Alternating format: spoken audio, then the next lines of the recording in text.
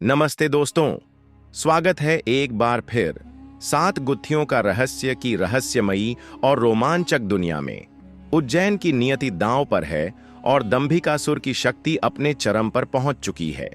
काले रत्न का नाश और प्राचीन किताब का रहस्य राजा विक्रमादित्य और वनप्रिया को अंतिम गुत्थी की ओर ले जा रहा है। काल संध्या किले में नक्रेश की हार और मायावी की मुक्ति के बाद एक नया और भयंकर खतरा उभर रहा है। दंभिकासुर का अंतिम अवतार, एक रहस्यमय तांत्रिक संप्रदाय, कालरक्ष की वापसी और नर्मदा की गहरी गुफा में होने वाला महासंग्राम कहानी को अनघट मोड़ देगा। क्या विक्रमादित्य दंभिकासुर को हमेशा के लिए खत्म कर पाएंगे? क्या वनप्रिया अपने परिवार को बचा पाएगी? प्राचीन किताब का मंत्र क्या उज्जैन को बचा पाएगा या एक नया रहस्य सामने आएगा? इन सवालों के जवाब जानने के लिए इस वीडियो को अंत तक देखें। तो तैयार हो जाइए इस सिनेमैटिक महायुद्ध के लिए। चलिए शुरू करते हैं। प्राचीन किताब का रहस्य और उभरता खतरा। उज्जैन की सुबह शांत थी, लेकिन हवा में एक गहरी बेचैनी थी। नर्मदा नदी के किनारे महाकालेश्वर मंदिर की घंटियों की मधुर ध्वनि गूंज रही थी। प्रजा ने काल संध्या किले में काले रत्न के नाश के बाद राहत की सांस ली थी, लेकिन यह शांति भ्रामक थी। राजमहल के गुप्त कक्ष में माहौल तनावपूर्ण था। दीवारों पर मशालों की रोशनी टिमटिमा रही थी और प्राचीन पत्थर की मेज पर एक प्राचीन किताब बन रखी थी, जिसके चमड़े के आवरण पर नीली रुणिक चिन्ह उकेरे गए थे। किताब की हर पंक्ति में दंभिकासुर की आत्मा को नष्ट करने का मंत्र लिखा था, लेकिन उसकी शक्ति रहस्यमय और खतरनाक थी। राजा विक्रमादित्य अपने क्रिम्सन रंग के वस्त्र और सुनहरी कवच में किताब के सामने खड़े थे। उनकी आंखें दृढ़ता और चिंता से भरी थीं और उनके हाथ में काल दमन तलवार की मूठ थी, जो हल्के हल्के चमक रही थी। सत्य का दर्पण, जो दंभिकासुर की सच्चाई को उजागर करता था, मेज पर रखा था। उसकी सुनहरी रोशनी किताब की नीली रुणिक चिन्हों पर पड़ रही थी। वनप्रिया अपनी हरी साड़ी में कक्ष के एक कोने में खड़ी थी। उसका नीला ताबीज अब शांत था, लेकिन उसकी आंखें काल रक्ष और मायावी के लिए चिंता से भरी थीं। उसकी साड़ी की किनारी मशालों की रोशनी में लहरा रही थी और उसका चेहरा थकान और आशा के मिश्रण को दर्शाता था। आचार्य वेदांत, जिनकी बुद्धिमत्ता उज्जैन की रक्षा का आधार थी, सेनापति रुद्र, एक विशालकाय योद्धा, महर्षि शंकर, जिनकी तांत्रिक विद्या प्राचीन थी, मायावी, जो अब नक्रेश के वश से मुक्त थी, और रणवीर, जो काले कवच में अपनी तलवार के पास खड़ा था, सभी वहां मौजूद थे। मायावी के काले वस्त्र अब सादे थे, लेकिन उसकी नीली आंखें अतीत के दुख और पश्चाताप को दर्शाती थीं। रणवीर की आंखें दृढ़ता से भरी थीं, लेकिन उनमें वनप्रिया के प्रति एक गहरी वफादारी झलक रही थी। यह किताब हमारी अंतिम उम्मीद है, आचार्य वेदांत ने गंभीर स्वर में कहा। इसके मंत्र दंभिकासुर की आत्मा को हमेशा के लिए नष्ट कर सकते हैं, लेकिन इसके लिए एक विशाल तांत्रिक अनुष्ठान की जरूरत होगी, और यह खतरनाक है। विक्रमादित्य ने किताब का एक पन्ना पलटा और नीली रुणिक चिन्ह तेजी से चमके। हमें कोई और रास्ता नहीं, उन्होंने दृढ़ता से कहा, लेकिन हमें यह समझना होगा कि यह मंत्र क्या मांगता है। क्या यह बलिदान मांगेगा? वनप्रिया ने किताब की ओर देखा। उसकी आंखें संदेह से भरी थीं। मुझे लगता है कि कालरक्ष की आत्मा अभी भी इस किताब से जुड़ी हो सकती है, उसने धीरे से कहा। हमने उसे मुक्त किया, लेकिन क्या वह पूरी तरह आजाद है? और मायावी, क्या तुम्हें कुछ और पता है? मायावी ने गहरी सांस ली। कालरक्ष की आत्मा मुक्त हो चुकी है, उसने कहा। उसकी आवाज में दुख था, लेकिन दंभिकासुर की शक्ति उससे जुड़ी थी। यह किताब उसकी अंतिम शक्ति को नष्ट कर सकती है, लेकिन हमें एक प्राचीन तांत्रिक संप्रदाय, काल चक्र संप्रदाय, उसका सामना करना होगा। महर्षि शंकर ने अपनी आंखें बंद कीं, जैसे वह हवा में कुछ भांप रहे हों। काल चक्र संप्रदाय, उन्होंने धीरे से कहा। वे दंभिकासुर के प्राचीन अनुयायी थे। उनकी घड़ी नर्मदा की गहरी गुफा बो में उनकी शक्ति छिपी है, लेकिन यह अनुष्ठान आसान नहीं होगा। तभी कक्ष का भारी लकड़ी का दरवाजा जोर से खुला और जासूस राधिका दौड़ती हुई अंदर आई। उसका काला लहंगा धूल से सना था और उसकी चांदी की कटार उसकी कमर पर चमक रही थी। उसकी आंखें डर और तात्कालिकता से भरी थीं। महाराज, उसने हाँफते हुए कहा। उज्जैन की सीमाओं पर नीली धुंध फिर से उभर रही है। लोग कह रहे हैं कि उन्होंने एक विशाल नीली आकृति देखी है, दंभिकासुर का अंतिम अवतार। और कुछ ने काल चक्र संप्रदाय के नीले वस्त्रों वाले तांत्रिकों को देखा है। विक्रमादित्य की आंखें सिकुड़ गईं। यह संभव नहीं, उन्होंने कहा। उनकी आवाज में क्रोध और चिंता थी। हमने उसका दिल और काला रत्न नष्ट कर दिया। यह क्या नया खतरा है? मायावी ने किताब की ओर देखा। काल चक्र संप्रदाय, उसने फुसफुसाया। वे दंभिकासुर की आत्मा को पुनर्जनन करने की कोशिश कर रहे हैं। हमें नर्मदा की गहरी गुफा में जाना होगा। आचार्य वेदांत ने किताब की ओर इशारा किया। इसके मंत्रों को पढ़ने के लिए हमें गुफा में एक विशाल तांत्रिक अनुष्ठान करना होगा, उन्होंने कहा। लेकिन हमें सावधान रहना होगा। कालचक्र संप्रदाय शक्तिशाली है। विक्रमादित्य ने राधिका की ओर देखा। शहर की हर सीमा पर गश्त बढ़ाओ, उन्होंने आदेश दिया। मंदिरों में तांत्रिक हवन शुरू करो। हम नर्मदा की गहरी गुफा की ओर जाएंगे। रणवीर ने अपनी तलवार की मूठ को छुआ। मैं आपके साथ हूं महाराज, उसने कहा। यह मेरी प्रायश्चित की लड़ाई है। वनप्रिया ने मायावी की ओर देखा। हम काल रक्ष को भी बचाएंगे, उसने दृढ़ता से कहा। और उज्जैन को। कालचक्र संप्रदाय और नीली आकृति उज्जैन की रातें फिर से भयावह हो चली थीं।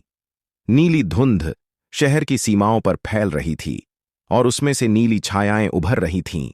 उनकी लाल आंखें अंधेरे में चमक रही थीं। प्रजा ने अपने घरों में शरण ली और मंदिरों में मंत्रों की गूंज तेज हो गई। महाकालेश्वर मंदिर में पुजारी दिन रात हवन कर रहे थे और नर्मदा के किनारे तांत्रिक यंत्र स्थापित किए गए थे, जिनके नीले रुनिक चिन्ह हल्के हल्के चमक रहे थे। लेकिन प्राचीन किताब का रहस्य गहराता जा रहा था और हर पल उज्जैन पर खतरा बढ़ रहा था। विक्रमादित्य ने अपनी सेना को एकजुट किया और वनप्रिया ने प्रजा को साहस बंधाया। सत्य के दर्पण ने एक धुंधली छवि दिखाई, नर्मदा की गहरी गुफा, जहां एक विशाल नीला यंत्र चमक रहा था। यंत्र के केंद्र में एक भयानक नीली आकृति थी, जिसके हाथ में एक नीला त्रिशूल था। आकृति का चेहरा अस्पष्ट था, लेकिन उसकी लाल आंखें दंभिकासुर की तरह थीं। मायावी ने छवि को देखा और कहा, यह महातांत्रिक काल भैरव है, काल चक्र संप्रदाय का नेता। वह दंभिकासुर की आत्मा को पुनर्जनन करने की कोशिश कर रहा है।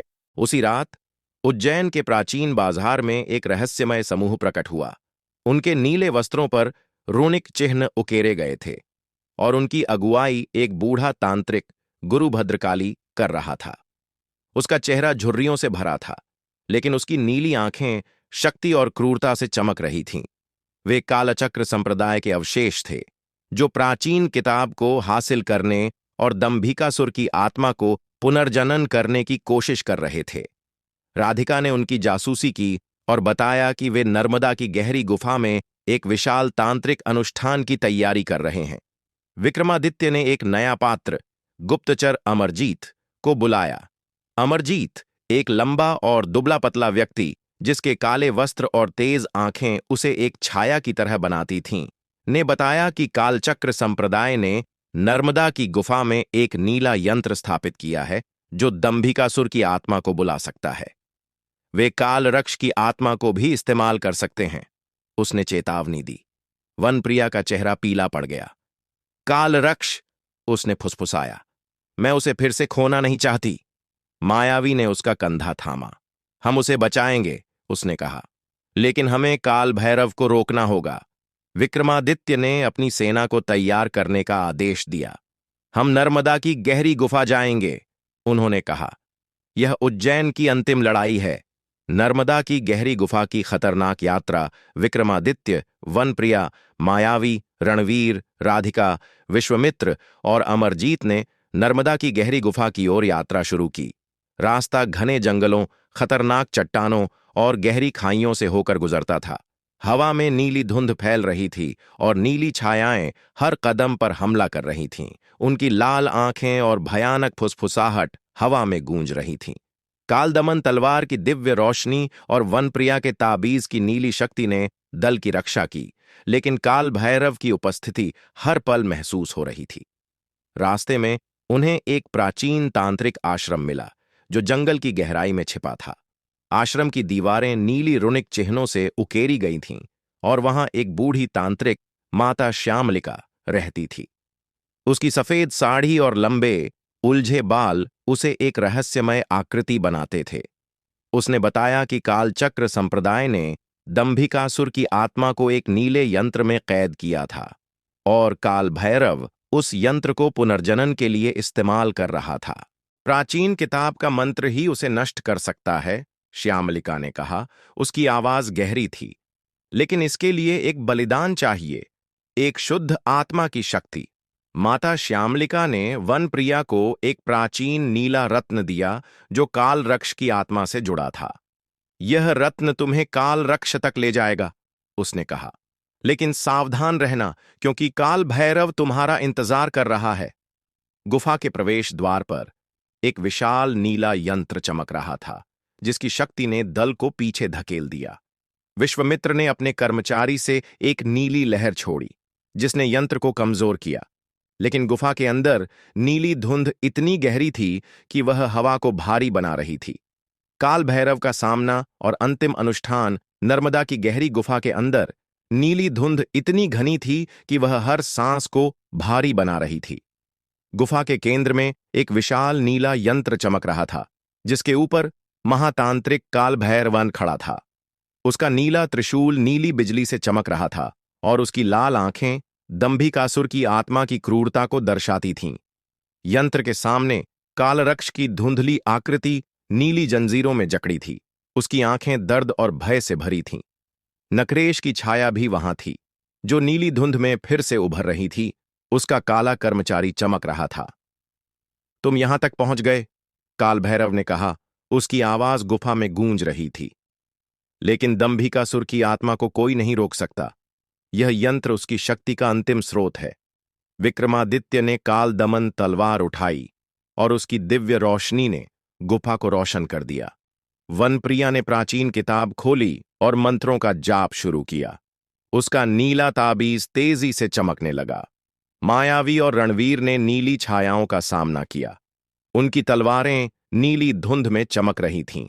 राधिका ने अपनी चांदी की कटार से नक्रेश की छाया पर हमला किया, जबकि अमरजीत ने गुफा के प्रवेश द्वार को सुरक्षित किया।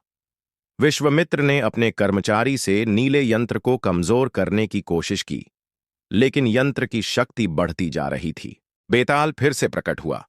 उसका हड्डियों वाला शरीर नीली धुंध में लिपटा था और उसकी नीली आंखें चमक रही थीं। महाराज, यह अंतिम गुत्थी है, उसने कहा। उसकी आवाज में एक अजीब सा मजाक था। लेकिन बलिदान के बिना जीत नहीं होगी। मेरी अंतिम पहेली सुनो। वह क्या है जो न कभी शुरू होता है न कभी खत्म, फिर भी हर जगह मौजूद है? विक्रमादित्य ने गहरी सांस ली और जवाब दिया, काल। बेताल की हंसी गुफा में गूंज उठी और वह गायब हो गया। लेकिन यंत्र की शक्ति और बढ़ गई और काल रक्ष की आकृति चीखने लगी। वनप्रिया ने नीले रत्न को काल रक्ष की ओर बढ़ाया और उसकी आत्मा नीली जंजीरों से मुक्त हो गई। वनप्रिया, कालरक्ष ने फुसफुसाया। उसकी आवाज कमजोर थी। मुझे माफ कर दो, तुम मेरे भाई हो, वनप्रिया ने कहा। उसकी आंखें नम थीं। मैं तुम्हें हमेशा बचाऊंगी। काल भैरव ने गुस्से में त्रिशूल उठाया और नीली बिजली ने गुफा को हिला दिया। लेकिन विश्वामित्र ने अपने कर्मचारी से एक शक्तिशाली नीली लहर छोड़ी, जिसने यंत्र को कमजोर कर दिया। वनप्रिया के मंत्र तेज हो गए और सत्य के दर्पण की सुनहरी रोशनी ने यंत्र को घेर लिया। दंभिकासुर का अंत और नई शुरुआत। वनप्रिया के मंत्रों और विक्रमादित्य की काल दमन तलवार ने नीले यंत्र को पूरी तरह नष्ट कर दिया। एक जोरदार विस्फोट हुआ और नीली चमक ने गुफा को रोशन कर दिया। काल भैरव चीखा और नीली धुंध में गायब हो गया। उसका त्रिशूल जमीन पर गिर गया। नक्रेश की छाया भी विलीन हो गई। उसकी अंतिम चीख गुफा में गूंज रही थी। काल रक्ष की आकृति पूरी तरह आजाद हो गई और उसने वनप्रिया को धन्यवाद देकर एक नीली रोशनी में गायब हो गया। गुफा के मलबे में एक प्राचीन मंत्र हुआ पत्थर मिला, जो भविष्य में ऐसी शक्तियों से रक्षा कर सकता था। विश्वामित्र ने उसे सावधानी से उठाया और कहा, यह उज्जैन की रक्षा का अंतिम उपहार है। उज्जैन लौटकर विक्रमादित्य और वनप्रिया ने प्रजा को आश्वस्त किया। मायावी और रणवीर ने उज्जैन की रक्षा की शपथ ली और राधिका ने शहर की सीमाओं पर निगरानी बढ़ाने का वादा किया। अमरजीत ने एक रहस्यमय संदेश छोड़ा। दंभिकासुर की शक्ति खत्म हो चुकी है, लेकिन उसका साया हमेशा रह सकता है। महाकालेश्वर मंदिर में एक अंतिम हवन हुआ। प्रजा ने मशालें जलाईं और नर्मदा की लहरें शांत हो गईं। लेकिन सत्य के दर्पण में एक धुंधली छवि दिखाई दी, एक नया नीला ऋणिक चिन्ह जो किसी अज्ञात खतरे का संकेत दे रहा था। अध्याय 11 जल्दी आएगा।